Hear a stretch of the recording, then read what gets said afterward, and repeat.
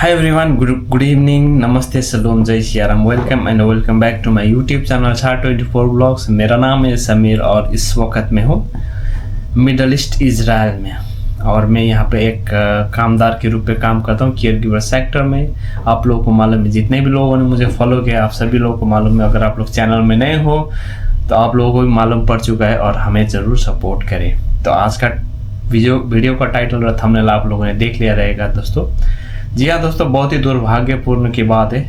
यहाँ पर एक हमारे विदेशी कामदार, भारतीय कामदार राजीव आचार्य, जो कि वेस्ट बंगाल कालिम्पोंग डिस्ट्रिक्ट से बिलोंग करते थे, उनका यहाँ पे निर्मम हत्या कर दिया गया, जो कि ऑनर का ग्रैंडसन के हाथों से उनका यहाँ पे चाकू से निर्मम हत्या कर देने के बाद पिछला समय जुलाई 23 की बात है, मगर अभी ये अगस्त में आके ये पूरा चीज़ें जो है बाहर आया, क्योंकि आफ्टर ऑलमोस्ट 1 महीने के अंतराल में, एक महीने तो नहीं, 1 महीने से थोड़ा कम, 3 सप्ताह से ऊपर के बाद आफ्टर 15 अगस्त के बाद ये जो बातें सोशल मीडिया में उनके परिवार, राजीव के परिवार जो निरंजना आचार्य है, उनके फेसबुक पेज से ये वीडियो बाहर आया।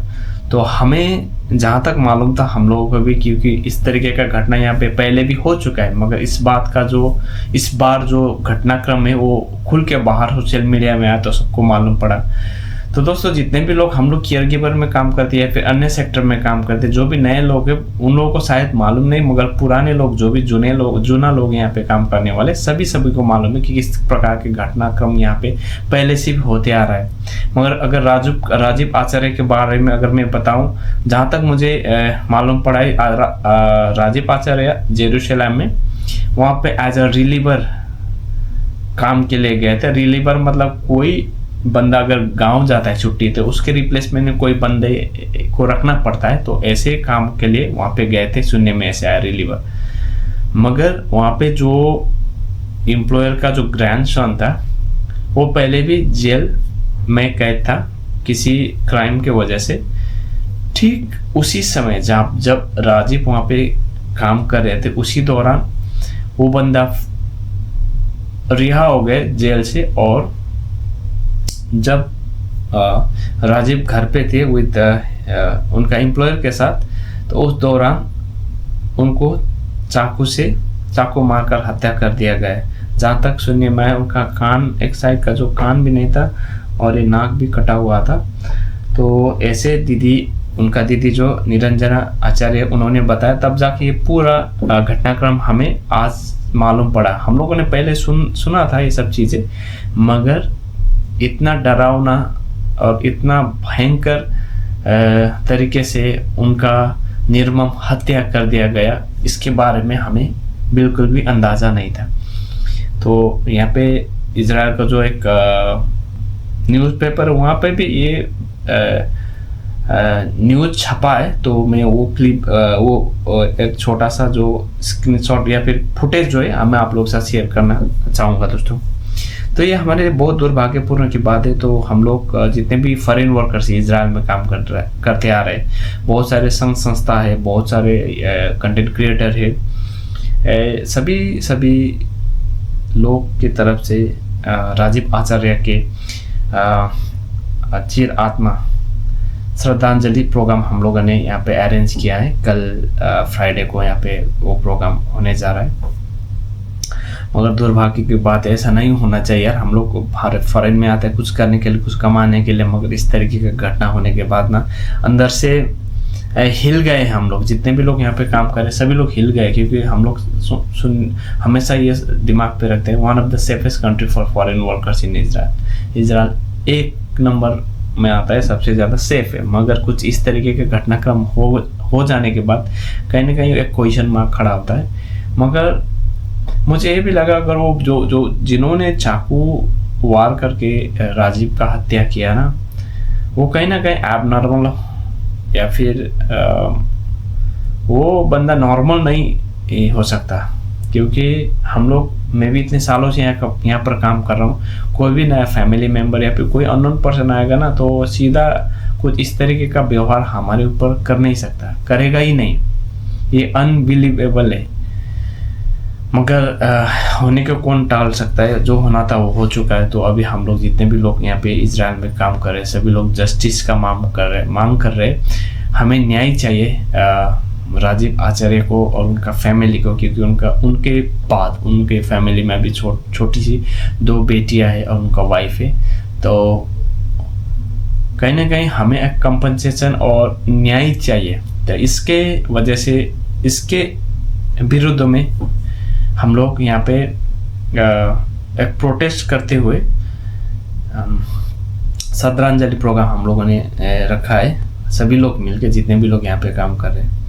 इजराइल में होता क्या है दोस्तों, जितने भी लोग, मैं पहले भी बता सकूँ, जो भी लोग यहाँ पर सभी को मालूम रहेगा, जो भी लोग नया आना चाहते हैं इजराइल में, इस तरह का घटनाक्रम में हम लोग ऑन द स्पॉट कभी जा नहीं सकते, क्योंकि हम लोग के पास रेस्पॉन्सिबिलिटीज रहता है। हम लोग किसी एम्प्लॉयर के अंडर में काम करते, तो हम लोग उस घटनाक्रम में हम लोग दूसरे घर पे नहीं जा सकते। और एक चीज़, 1 महीने के ऊपर हो गया, इसके अगेंस्ट में क्या हुआ क्या नहीं हुआ, अभी डेड बॉडी तो भारत पहुंचने के बाद भी अंतिम संस्कार भी हो चुका है, मगर यहाँ का कानून हमें ये अलाउ नहीं करता कि अगर भारत में तो हम लोग खुल के प्रोटेस्ट करते हैं, चक्का जाम करते हैं ना, स्ट्राइक करते हैं, यहाँ पे ये सब करना अलाउ नहीं है। और हम लोग एम्बेसी में जाके एम्बेसी के बाहर खड़े होके नारा भी नहीं लगा सकते। हम लोग थ्रू मीडिया या फिर थ्रू ईमेल हम लोग वो सब प्रोटेस्ट हम लोग कर रहे हैं, मगर कहीं ना कहीं ये मेरे हिसाब से इजराइल की हिस्ट्री में, केयर गिवर लाइफ की हिस्ट्री में ये पहला प्रोटेस्ट रहेगा। पहले भी हम लोगों ने श्रद्धांजलि का प्रोग्राम रखा है बहुत सारे लोगों के नाम पे, मगर जस्टिस के लिए ये पहला आवाज़ रहेगा।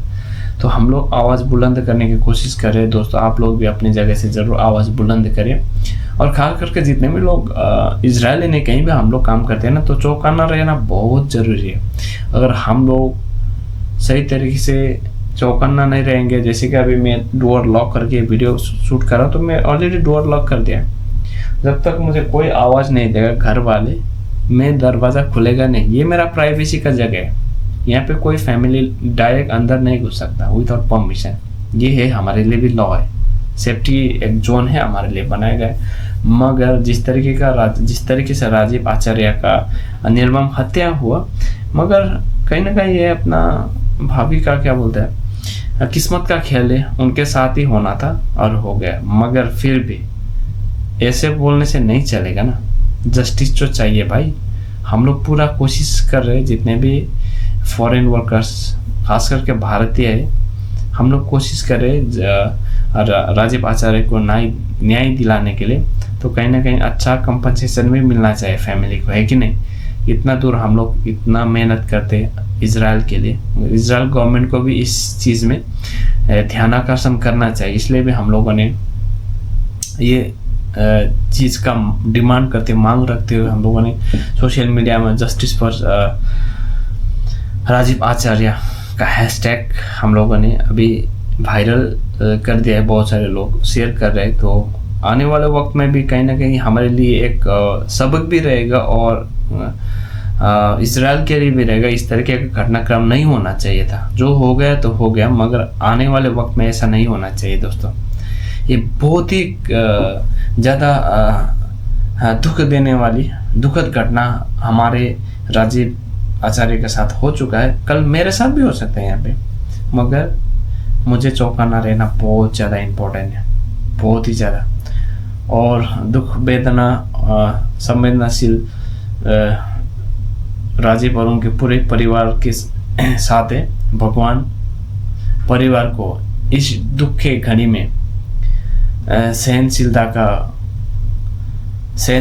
प्रदान करे। जितना हम लोग बोल देते हैं वीडियो में, इतना आसान नहीं रहता, क्योंकि पिछला साल मेरे साथ भी घट चुका है। मेरा दीदी का जो जिस तरीके से इंतकाल हुआ, मैं नहीं जा पाया था।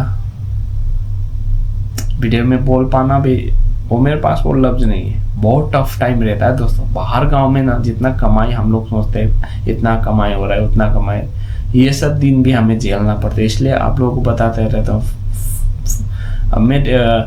फिजिकली, मेंटली, फाइनेंशियली सभी तरीके से हमें फिट होके आना पड़ता है। बाहर गांव इतना सभी लोगों के लिए नहीं है। बहुत दुख की घटना है, तो उम्मीद करता हूँ जस्टिस ज़रूर मिलेगा। और जिन्होंने भी ये इस तरीके से घटनाक्रम को अंजाम दिया है, उनको सख्त से सख्त कानूनी कार्रवाई होना चाहिए और राजीव आचार्य का फैमिली को जस्टिस मिलना चाहिए। जस्टिस फॉर राजीव आचार्य। जय हिंद, जय भारत, जय Israel, Vande Mataram. Rest in peace Rajiv आचार्य। तपाईँको चिर आत्माको शान्तिको कामना गर्दछु है। यो कर्मभूमिलाई तपाईँले धेरै कुरा दिनुभएको छ। अब कर्मभूमिको पालो हो। कहीँ न कहीँ हामीले कोसिस गरिरहेका छौँ तपाईँ अनि तपाईँको परिवारलाई न्याय दिलाउनलाई, र पक्कै पनि हामी यसमा सफल हुनेछौँ भन्ने पूर्ण विश्वास पनि छ है त। ओके साथ दोस्तों, जितने भी लोग ये वीडियो आप लोग देख रहे हो, प्लीज़ शेयर भी कर देना, और आप लोग नए हो तो सब्सक्राइब भी करना guys. Thank you, bye bye.